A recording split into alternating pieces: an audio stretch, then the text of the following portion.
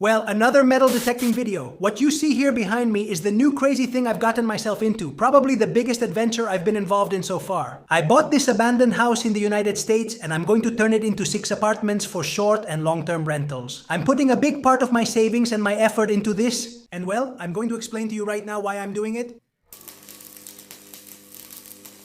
Okay, and now I know many of you are wondering what's going to happen with the cabin. That project is still my personal dream, but it's going to be on hold for a few months. Spain is an incredible country full of wonderful people, but the drift toward absurd laws and suffocating regulations has forced me to come up with this escape plan. I've come here seeking respect for private property and the freedom to shape my future without squatters or constant pressure from the system. For viewers outside Spain, since I speak with people from many countries who are surprised when I mention it, Spain has a phenomenon called squatting. If someone breaks into your house and you don't catch them immediately, the system protects the criminal. You spend years in lawsuits to reclaim what's yours, while the state forces you to pay for their utilities. This helplessness is exhausting, but that's not the only reason I came to the United States. If I tried to do a project like this in Spain, I'd face endless bureaucracy and administrative obstacles. Licenses take years, rules keep changing, and it all depends on who's in power. The tax burden suffocates you before you start. Honestly, it's just not worth it for me. I'm looking for the peace of mind of knowing that my property is mine, and that if I want to build and create value, the system will make things easier for me instead of constantly putting up obstacles. But I want to make something clear from the start. This is not going to be a restoration project. Just like I'm doing with the cabin, I'm not going to record everything I do like I do there. This project is an investment for the future, a move I needed to make. I'm recording this video just so you understand where I am, why the cabin is on hold, and well, so you know a bit about what I'm doing with my life right now. It's a break I need to make sure I have stability, to have a place to take refuge if things get worse in Europe. Unfortunately, I'm afraid that's going to happen. And to be able to finish my projects with complete freedom later on. Now, even though I'm not going to make a series about this renovation, what I do want to tell you is at the end of this video, how did I manage to buy this building? I'm going to tell you about the advantages I found when it comes to buying a house here compared to buying one in Spain. And you're going to be amazed, you're going to be blown away when you see the huge difference between one system and the other. This is very different from what we're used to in Europe, so stay until the end. You might find it interesting. And now I'm going to show you the house. Let's see what you think. Well, I'll start by showing you the house from the outside. This is the main facade. Let's walk around so you can see the whole thing. I'm telling you, this has been abandoned for 5 years. Well, although I was here a few months ago, the grass has grown and well, as you can see, it's a bit abandoned.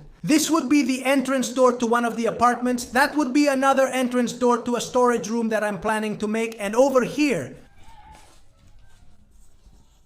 we would access the back part of the house. Like I said, this is pretty abandoned right now. I have to clear it out these days, but well, here the grass grows super fast. It's very hot and very humid. Look, this would be the backyard. Here I would have the access door to another one of the apartments and another access door to yet another apartment. Like I said, the house looks small from the outside, but it's huge. Man, in this area here, I wanted to put a washing machine and a dryer and make a communal laundry room and all this backyard that I have here. I was thinking about making a clothes drying area or even a barbecue area. Because I'm telling you, here in this part of the world, it's not very common to air dry clothes. Here they use the dryer more and that's it. As you can see, I have plenty of space here to put a barbecue or something like that. This is my mango tree. Its fruits are already growing. Here I have a little mango growing. And if the iguana doesn't eat it, there's an iguana around here that eats all the mangoes. I'll need to redo this whole area too. This is the outside. I'll take you inside for a tour. Then we'll head upstairs to the part I've renovated most. And there I do have some things done, but I'll show you the downstairs first so you can see how it is.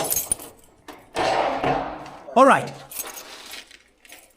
Well, so this would be the entrance to this apartment, okay? When you come in from the street, you go through this little hallway and come in here.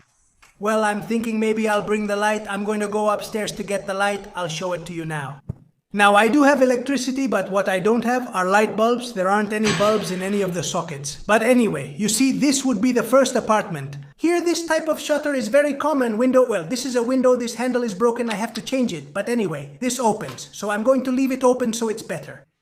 This is for storms, because this is an area with a lot of storms and you need to have sturdy windows. And as you can see, this would be a kind of small living room. Here would be the bathroom. You can see this has been abandoned for quite a while. The bathroom needs to be renovated here, and the kitchen, it also needs a complete renovation.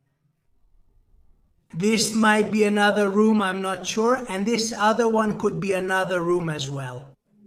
Look, it has the closet there and a bar to hang clothes and everything. Damn, there's quite an echo in here. You can more or less understand the layout of this first apartment. It could even be a 2-bedroom. Now let's go see the other one. What I haven't found is the key to the door, man. I can't find the key to that door over there. So let's go in from the other side because I still haven't made the divisions here. Let's close this up.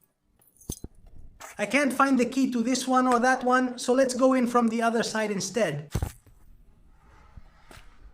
This is the door to another apartment. This isn't the key. Maybe it's this one.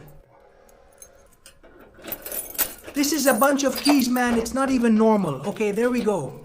Well, here I have some tools that I'm collecting. This would be kind of an entrance hall. Here the living room, probably, I'm sure. There's the kitchen. This would be a bedroom. It even has a built-in closet here. And this would be the bathroom. Which is good for a complete renovation, of course. Well, it's more or less okay. We're accessing the one in the back, but I couldn't open the door without the key. This still needs to be closed. Since this wall here is being closed off, this section from here to there is going to be a storage room to keep tools, furniture, and so on. And from here to over, there is another apartment, the one I told you I don't have the key for. You access it through that door, over there. So this would be a bedroom, here would be the living room, and this here is the bathroom, you see? And you access it through here, you enter through here. It's this door that I can't open, but from here I can, of course.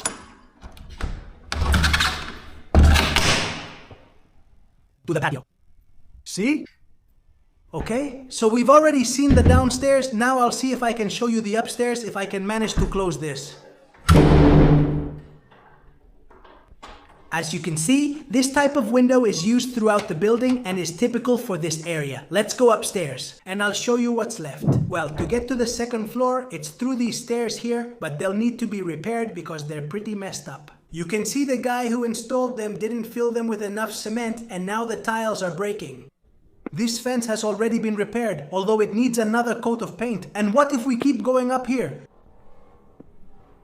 I'm going to show you this apartment first, which is the one I like the most. See, there's this terrace here, and this is interesting. This is also very typical around here. These are called storm shutters, and they're also for when there are very violent storms, so nothing happens to the house. Look, storm shutter on this window, that's another storm shutter, another storm shutter, another storm shutter. Well, all the windows face more or less onto this street, and all the doors have storm shutters. Okay, let's go into this one here.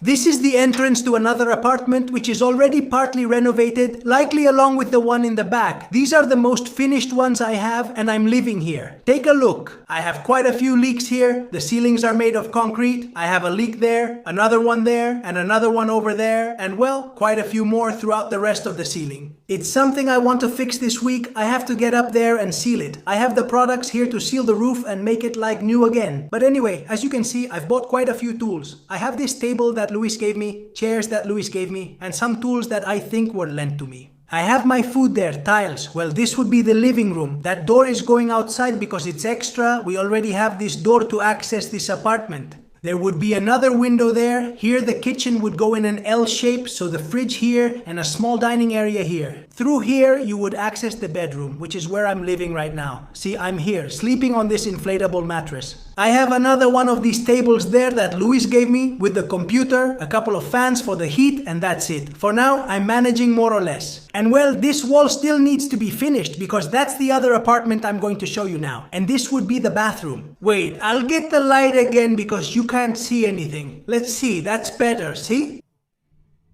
This bathroom has already been almost completely renovated. It has all the tiles, this cabinet, that's me. Here is where the toilet would go. I already bought it. It still needs to be installed, the shower, and well, you see, there's the leak problem that needs to be fixed. So do we also need to run the hot water as well? I've already installed all the tiles and well, now I'm going to show you this apartment back here. Same thing, we go up these stairs.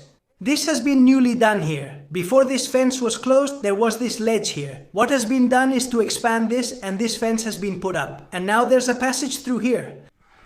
You go through here and that's it, and here's the window with storm shutters, like I told you. And this door is new. The opening was made, there used to be a window here, it was closed up, and this door was made.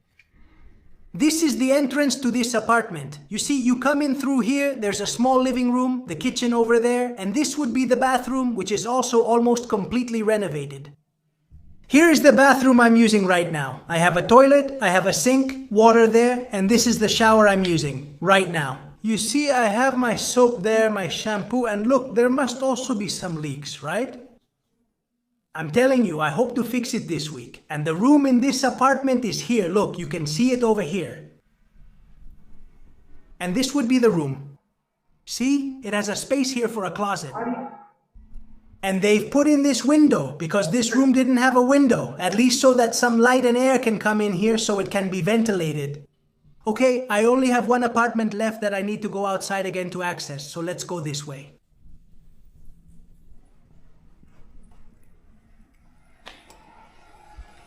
What I'm trying to do now is buy this land here. I'm talking to the city council to see if there's a way to buy it because it's completely abandoned. That car is mine. I bought that Montero V6, which I'll explain to you later. That car has been incredibly useful for me. Honestly, what I'm telling you is, if you go up the stairs to the other apartment, you come this way, and this would be the entrance. This storm shutter is stuck and needs fixing. Let me try to get in this way. All right. This is closed because there was once a door here to the other apartment. This would be a small living room. Here is where the kitchen would go, with the fridge over here and so on, and this would be the bedroom.